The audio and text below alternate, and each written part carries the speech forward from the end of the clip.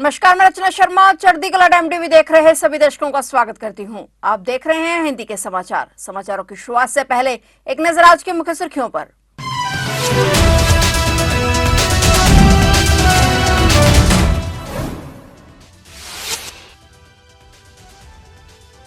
PM Modi जाएंगे Kuwait. 43 साल बाद मुस्लिम देश में होगा भारतीय प्रधानमंत्री का दौरा। पीएम मोदी का कुवैत का पहला दौरा।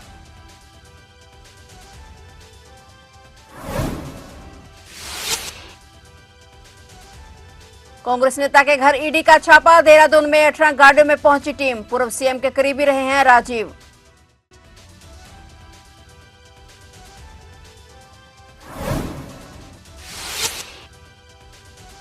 जगजीत सिंह डल्लेवाल से मिलने पहुंचेंगे भाजपा के राष्ट्रीय किसान नेता। 19 दिसंबर को पहुंचेंगे खनौरी बॉर्डर। केंद्र से की मांग।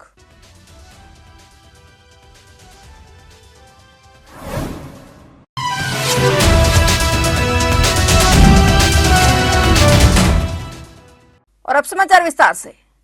प्रधानमंत्री नरेंद्र मोदी 21 से 22 दिसंबर को कुवैत दौरे पर जा सकते हैं। पीएम मोदी का खाड़ी के देश कुवैत का यह दौरा कई महीनों में अहम माना जा रहा है। हाल ही में कुवैत के विदेश मंत्री भारत आए थे और पीएम को कुवैत दौरे का निमंत्रण दिया था। इससे पहले साल 1981 में किसी भारतीय पीएम ने कुवैत का दौरा किया था। 1961 में भारत और कुवैत के बीच राजनयिक संबंध बने थे, जिसके बाद से दोनों देशों के संबंध शानदार रहे। कुवैत में बड़ी संख्या में भारतीय समुदाय के लोग रहते हैं। कुवैत खाड़ी सहयोग परिषद का एकमात्र देश है जहां पीएम मोदी ने अभी तक दौरा नहीं किया है। कुवैत फिलहाल जीसीसी का अध्यक्ष है। जीसीसी में कुवैत के अलावा संयुक्त अरब अमीरात, बहरीन, सऊदी अरब, ओमान और कतर भी शामिल हैं। भारत दौरे पर आए कुवैत के विदेश मंत्री अब्दुल्ला अल यामा से बीते दिनों पीएम मोदी ने पश्चिम एशिया की स्थिति पर चर्चा करते हुए क्षेत्र में जल्द से जल्द शांति, सुरक्षा और स्थिरता बहाल करने पर समर्थन दिया था। इससे पहले कोविड महामारी के कारण 2022 में पीएम मोदी की प्रस्तावित कुवैत यात्रा स्थगित कर दी गई थी।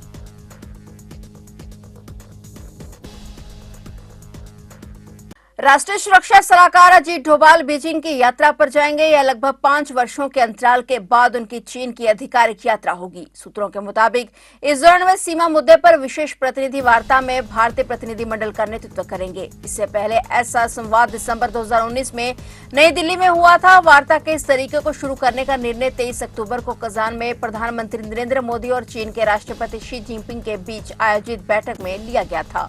एनएसए डोभाल 18 दिसंबर को बीजिंग में चीन भारत सीमा विवाद के लिए विशेष प्रतिनिधियों की 23वीं बैठक करेंगे। गौरतलब है कि देपसांग और देमचौक से सैनिकों के पीछे हटने के बाद दोनों देशों में बातचीत का नया दौर शुरू होने की उम्मीद है। बातचीत के लिए भारत के विशेष प्रतिनिधि एनएसए डोभाल होंगे और वहीं चीनी पक्ष का नेतृत्व विदेश मंत्री वांग यी करेंगे। पूर्वी लद्दाख सीमा विवाद के मद्देनजर पिछले 5 वर्षों में कोई ऐसा वार्ता नहीं हुई है। देहरादून के चमन विहार में कांग्रेस नेता और प्रॉपर्टी डीलर राजीव जैन के घर में ईडी ने छापेमारी की, जिससे हड़कंप मच गया। करीब 18 गाड़ियों में ईडी और सीआईएसएफ की टीम राजीव जैन के घर पहुंची। मंगलवार सुबह 4 बजे से राजीव जैन के घर पर ईडी की कार्रवाई चल रही है। बताया जा रहा है कि कार्रवाई के दौरान करोड़ों की जमीन के दस्तावेज और कुछ नकदी भी बरामद हुई है। राजीव जैन पूर्व सीएम हरीश रावत के करीबी रहे हैं और जानकारी के मुताबिक राजीव जैन पर करोड़ों के धन शोधन का मामला भी बन सकता है।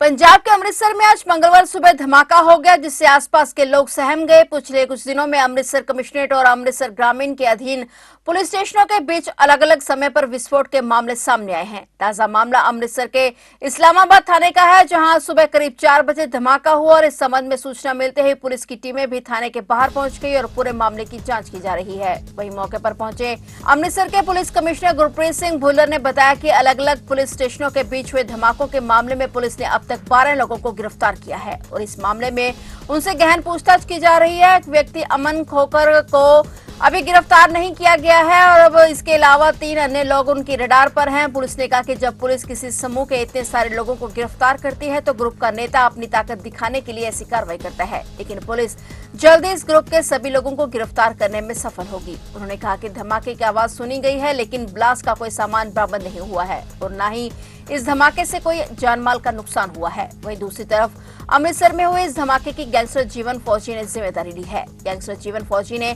सोशल मीडिया पर एक पोस्ट साझी कर इस धमाके की जिम्मेदारी ली है। हालांकि हमारा चैनल इस तरह की जिम्मेवारी वाली किसी पोस्ट की पुष्टि नहीं करता है। वहीं हमले की जांच के लिए सेना की एक टुकड़ी भी आज थाने में पहुंची। आज सवेरे 3:15 ਦੇ ਵਿੱਚ ਸਾਡੇ ਜਿਹੜਾ ਇਸਲਾਮਾਬਾਦ ਪੁਲਿਸ ਸਟੇਸ਼ਨ ਦੇ ਸੈਂਟਰੀ ਨੂੰ ਇੱਕ ਆਵਾਜ਼ ਸੁਣੀ ਸੀਗੀ, ਕਿਉਂਕਿ ਗਲੀ ਦੇ ਵਿੱਚ ਸਿਚੁਏਟਡ ਹੈ ਥਾਣਾ। ਉਹਨੇ ਇਮੀਡੀਏਟਲੀ ਬਾਹਰ ਜਾ ਕੇ ਦੇਖਿਆ, ਉਹਨੂੰ ਕੋਈ ਚੀਜ਼ ਦੀ ਨਜ਼ਰ ਨਹੀਂ ਆਈ। ਇੰਨੀ ਇੱਕ ਆਵਾਜ਼ ਜ਼ਰੂਰ ਉਹਨੂੰ ਸੁਣੀ।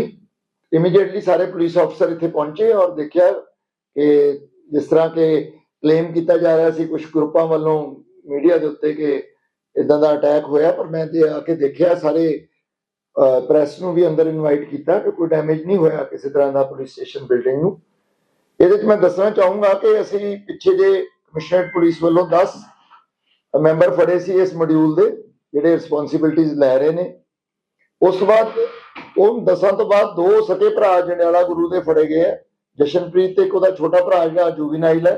वो ਜਿਹੜੇ पुराने इंसिडेंट है तकरीबन सारे क्लियर हो गए हैं। भाजपा के राष्ट्रीय किसान नेता सुखमिंदर पाल सिंह ग्रेवाल 19 दिसंबर को किसान नेता जगजीत सिंह डल्लेवाल से मुलाकात करेंगे। उन्होंने किसान नेता जगजीत सिंह डल्लेवाल की बिगड़ती स्वास्थ्य पर गंभीर चिंता व्यक्त की है, जो पिछले 21 दिनों से पंजाब की सीमाओं पर आमरण अनशन कर रहे हैं। उन्होंने कहा कि अगर डल्लेवाल के साथ कोई अप्रिय घटना होती है तो इतिहास उन्हें कभी माफ नहीं करेगा। ग्रेवाल ने केंद्र सरकार से सभी किसान संगठनों, संयुक्त किसान मोर्चा से तत्काल चर्चा करने, पंजाब सीमा पर किसानों के संघर्ष पर दमन समाप्त करने, ग्रेटर नोएडा में जेल में बंद किसान नेताओं को रिहा करने की मांग की है। ग्रेवाल ने कहा कि सरकार को पंजाब के शंभू और खनौरी बॉर्डर पर किसानों के संघर्ष को नजरअंदाज नहीं करना चाहिए, बल्कि इस पर गंभीरता से विचार करना चाहिए।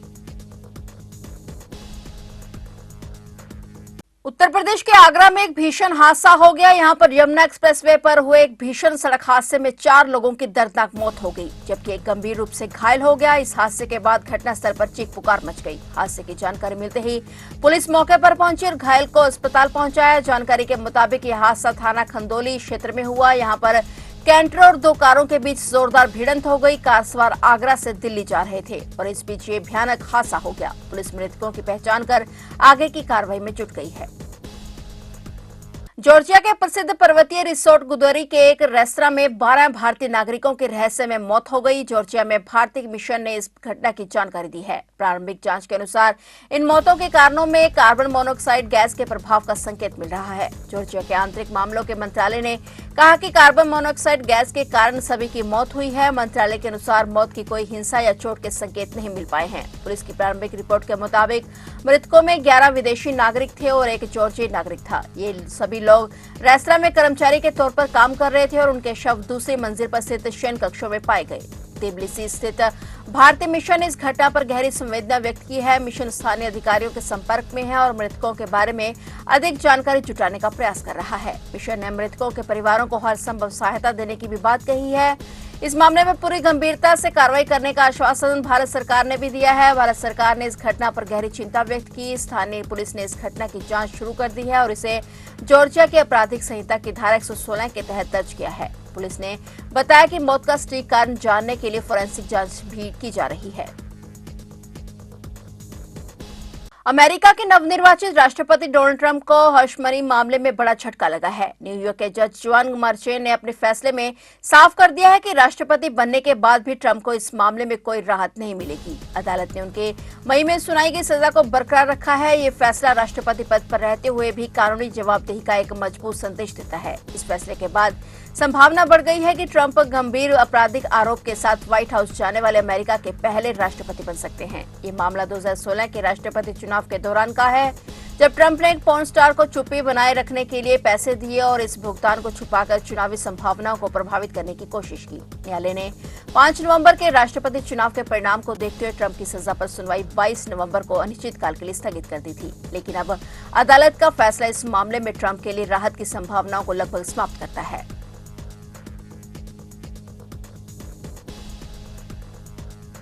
देश की राजधानी दिल्ली में एक बार फिर से आबोहवा बिगड़ गई है। मंगलवार की सुबह दिल्ली पर डबल अटैक देखने को मिला। एक तरफ प्रदूषण है तो वहीं दूसरी तरफ हल्के कोहरे की वजह से विजिबिलिटी कम हो गई। वायु गुणवत्ता सूचकांक आनंद विहार इलाके में सुबह 7 बजे 467 दर्ज किया गया। ज्यादातर इलाकों में AQI 400 के पार हो गया, जिसके बाद ग्रैप 4 की पाबंदियां लागू हो गई हैं। ग्रैप 4 लागू होते ही 5वीं तक के स्कूल दिल्ली, गुरुग्राम, फरीदाबाद, गाजियाबाद और नोएडा और ग्रेटर नोएडा में बंद कर दिए गए हैं। 10वीं और 12वीं को छोड़कर स्कूलों में बाकी की कक्षाएं हाइब्रिड मोड में चलेंगी। राजमार्ग और फ्लाईओवर समेत सार्वजनिक और निजी निर्माण और विध्वंस गतिविधियों पर पाबंदी होगी। दिल्ली में गैर जरूरी सामान वाले ट्रकों के प्रवेश पर भी रोक लगा दी गई है और इस महीने का सबसे अधिक AQI है और इससे लोगों को सांस लेने में परेशानी के साथ आंखों में जलन महसूस होने लगी है। जैसे AQI 400 के पार हुआ तो ग्रेड 4 के तत्काल लागू करने के आदेश दे दिए गए।